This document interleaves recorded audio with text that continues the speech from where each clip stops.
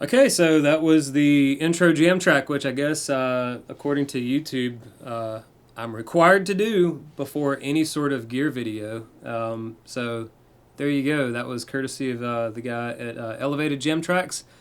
I love what he does. He's got some great clips. Kind of a little bit of everything, depending on what you're in the mood to jam with.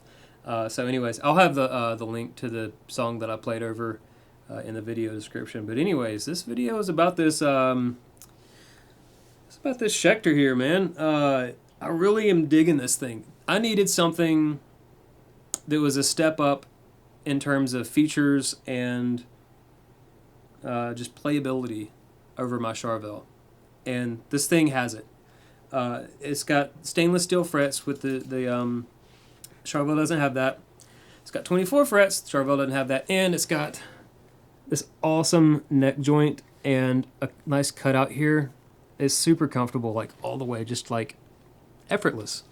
So yeah, just it plays better than the Charvel, and you're going. We play Inner Sandman, and the 24th fret, man, you need that for Inner Sandman. We play Sweet Child of Mine. Get that big bend up there around 24, man. You need that. You can do it on the Les Paul and the Charvel, but man, if you're sweaty and you don't have a good grip on that string, you're just like you're pushing down as hard as you can, feeling the string slipping. Trying to maintain that E pitch. It's rough. So not having to worry about that is going to be it's nice. Now, I've played 2 shows with this thing so far, and rock solid, zero tuning problems throughout the whole night.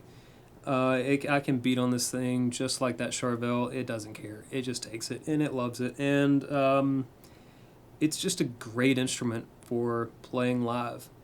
And I like that it didn't break the bank, which was always my big fear with my Ernie Ball that I used to have. I paid a lot of money for that thing, and I never took it on stage because I was afraid of getting it messed up. And with this, it's a nice guitar, but it wasn't.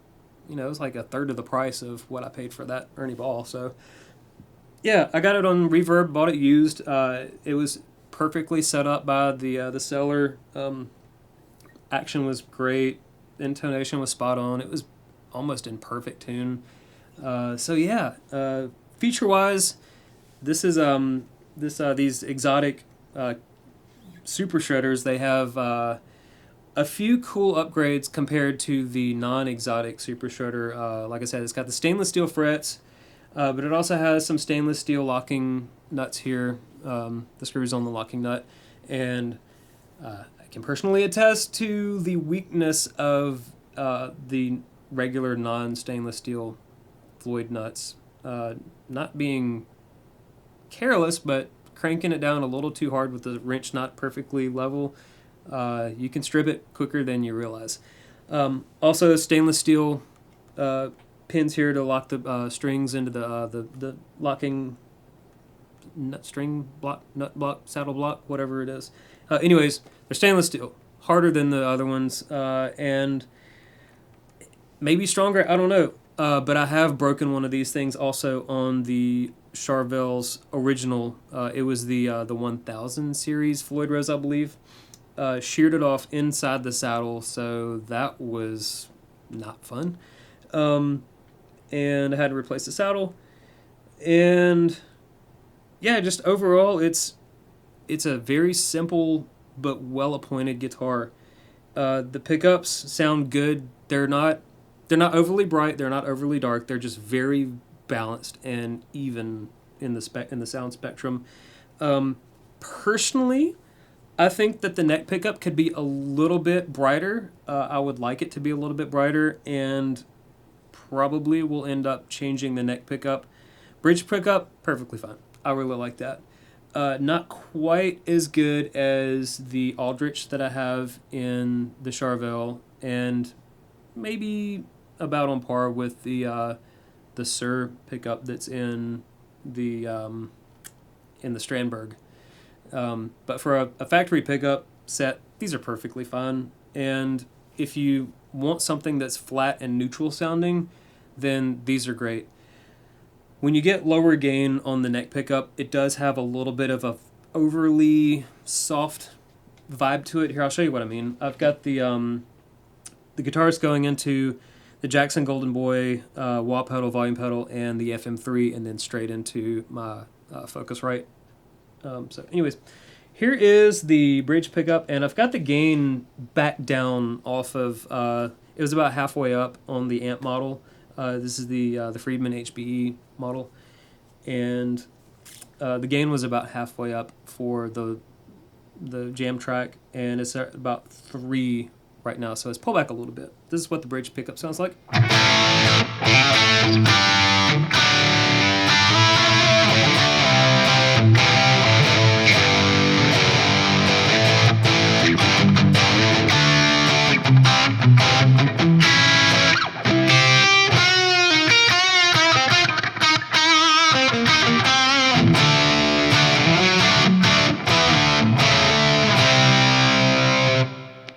Whatever pickup position, I don't know what the pickup positions are. I mean, I'll be honest, I'm not really the biggest fan of how these pickups are wired up with this switch. I would honestly prefer just a simple 3-way switch, which is what the Charvel uses. But this has a 5-way toggle switch and volume and a tone knob, and basically the way that it works is, I don't know, it splits them up weird. It's always got, if you're not on one end or the other, it's always got some sort of combination of some kind of combination of these pickups. So this is the full bridge pickup.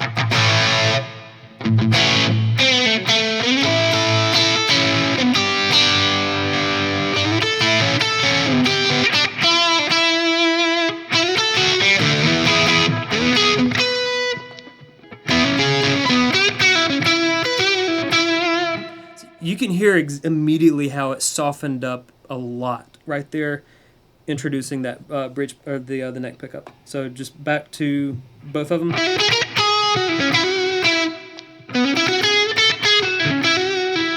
It softened up a little too much for me, and then neck pickup.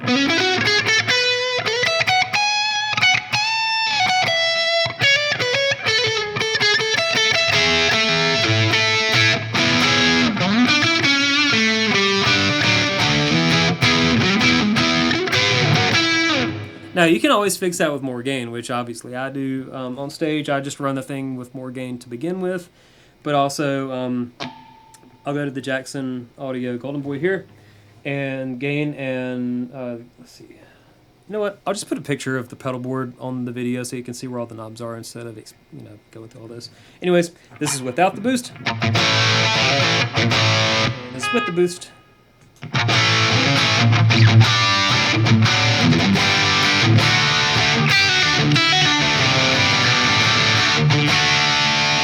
And the neck pickup.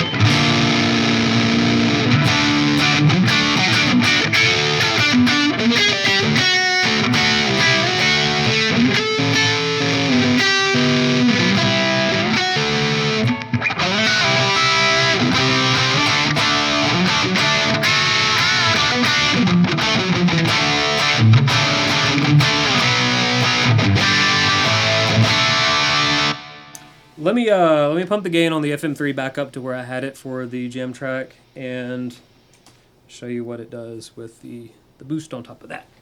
All right, no boost.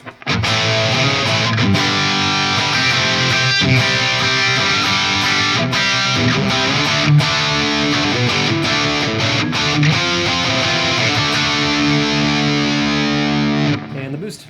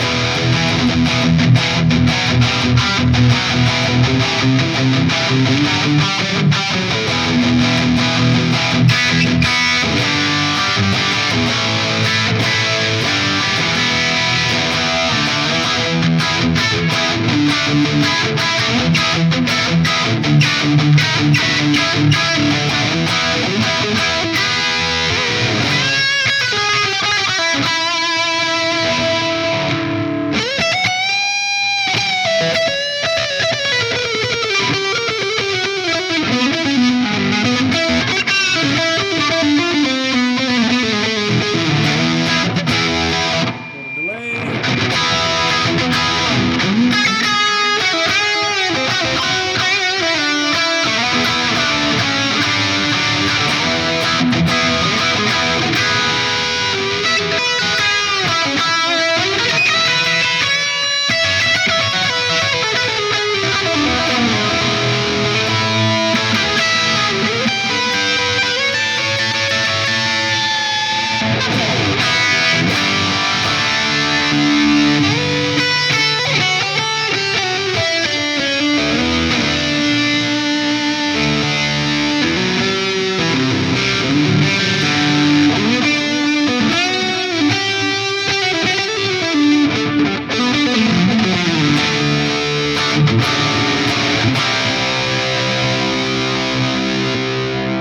And the volume pedal back down.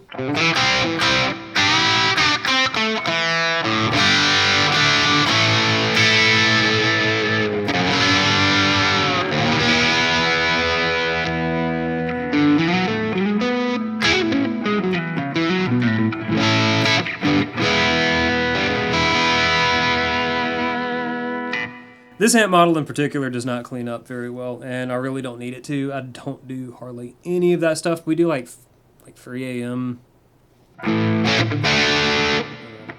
Copyright. Here you go. Yeah, we do stuff like couple little songs like that, but most of the stuff is much louder. And even if it was never written to be a higher gain song, I'll play a higher gain. I don't care. So yeah, that's kind of the way that that's the kind of sound that I use live, and that's exactly what hits the PA, that exact sound right there, and it works really well. And then it goes to my in-ear monitors, and it works really well. So that is a kind of a brief overview of this Schecter Exotic Sun Valley Super Shredder, the Zero Coat top.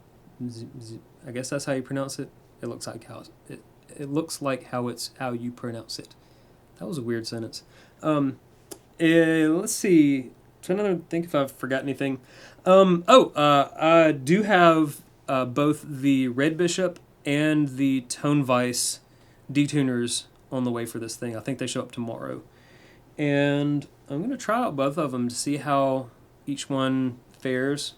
I do have the EVH detuner on my Charvel, but I don't really want to have to bust out the router and, hack up a little hole for the detuner to sit on the top of this guitar. Again, on a $700 Charvel that was intended and bought to be a beater guitar, I had no problems at all. It's obviously sticker bombed beyond recognition at this point, but, it's a great guitar. Just lacking couple of little features that this thing has that I believe puts this thing one notch above it. Honestly, it may be gonna make some people rustle some jimmies, but I think this guitar is every bit as good as the Prestige RG that I used to have, and I think that it's easily on par with my Carvins that I used to have. I mean, we're talking about Japanese and American, high quality handmade instruments. Maybe not quite as good as the Ernie Ball, but again, for a fraction of the price, I'd easily take this thing. And also at $3,000, I don't want to take a $3,000 guitar on stage. Sorry. I never took that guitar on stage, that Ernie Ball on stage, because I didn't want it to get beat up and roughed up You never know what's going to happen at a bar with drunk, rowdy people having a good time. And unfortunately, my Tokai and the Charvel have many battle wounds to attest to that unpredictability. But I've also got the Tone Vice, the little locking levers for the locking nuts, so that you don't have to have the little the Allen wrench screwed on behind the headstock, which is, again, have that on the Charvel. But if I like the way that they work, and I might just only use one on the top E string. That's really, the only string that occasionally I need to tweak with the Charvel Live. But again, with the Goto Floyd that I put on there and the EVHD Tuna, there's not a lot of adjustability once you have it. The fine tuner's in a range where you can get both the D and the E at the same time. So I might just put it on the locking nut on the top two strings. So yeah, we'll see how that goes, and I'm gonna do a video here in a minute that I'll throw up after this one, showing this thing side by side with my Charvel, how the sound is different.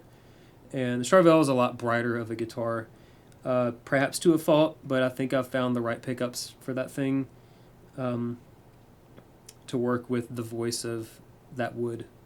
I think that perhaps another Duncan Saturday Night Special neck pickup might be hitting this guitar also, because that's hands down my favorite pickup. And I think it sounds phenomenal in that guitar. It's clear. It's got that really crisp bell-like sound. Honestly, it sounds more like, the kind of neck pickup Appetite for Destruction type clarity that Slash had than my Tokai with the Schecter PAFs. Really weird hearing that thing sound like a great Les Paul neck pickup.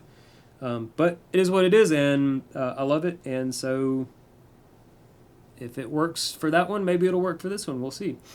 Until then, thank you for watching. And if you guys enjoy these videos, let me know, and I'll do some extra stuff with this guitar if you want to see anything in particular about it, or if you have any questions, just throw them down in the comments, and I read all the comments, because let's be honest, I'm not the most popular YouTube gear review guy out there, so not a whole lot of traffic through my channel, but I do value everyone who does come through.